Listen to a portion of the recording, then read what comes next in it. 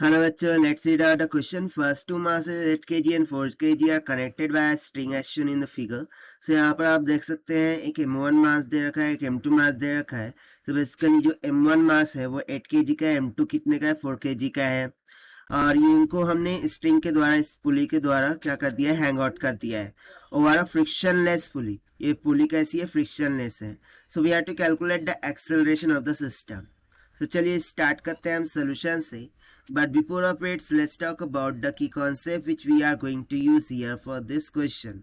सो यहाँ पर हम सिंपली न्यूटन्स लॉ का यूज करेंगे. That is the sum of the forces along the horizontal equals to zero होगा, और sum of the forces along the vertical, इनका सम क्या होगा, जीरो के इक्वल होगा. सबसे पहले तो हम फोर्सेस रिजॉल्व कर लेते हैं. तो देखिए M2 के कारण से डाउनवर्ड डायरेक्शन में लग जाएगा फोर्स M इंटू जी, और यानी कि M2 इंटू जी. सो M2 क्या है, 4 kg है, और M1 मान लीजिए 8 kg है. सो ये कितना हो जाएगा, 4 इंटू जी.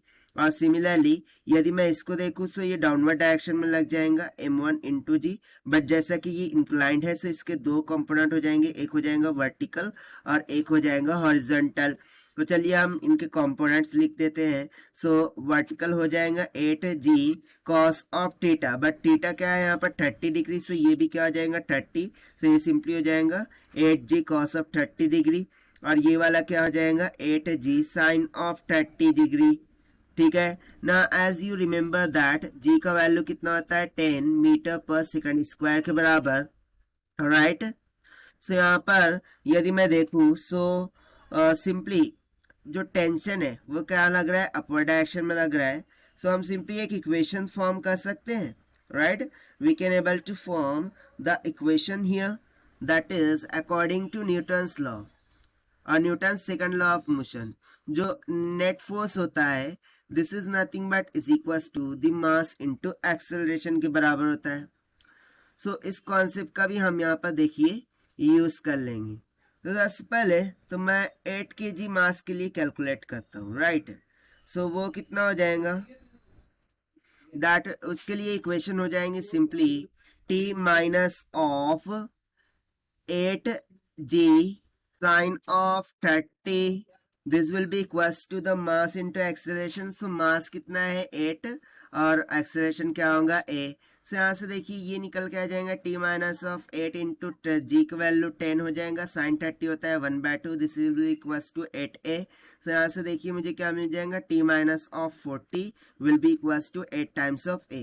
इसको हम मान लेते हैं इक्वेशन नंबर 1. सिमिलरली यदि मैं 4 kg वाले ब्लॉक के लिए बात करूँ, सो उसके लिए इक्वेशन हो जाएंगी t minus of 4g that will be equals to 4 into a हो जाएगा.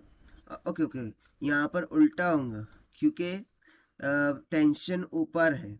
सो देखिए इसमें क्या होगा, इसमें हो जाएगा 4g minus of t is equals to 4 into a by using the same concept. ठीक है. सो यहाँ पे क्या हो जाएगा, 4 multiply by 10 minus T is equals to 4a. This will comes out 40 minus T will be equals to 4a. इसको हम मान लेते हैं equation number 2.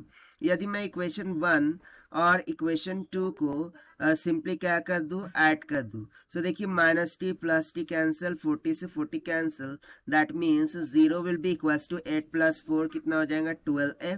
That means the acceleration will comes out equals to how much, that is 0 metre per second square के बराबर.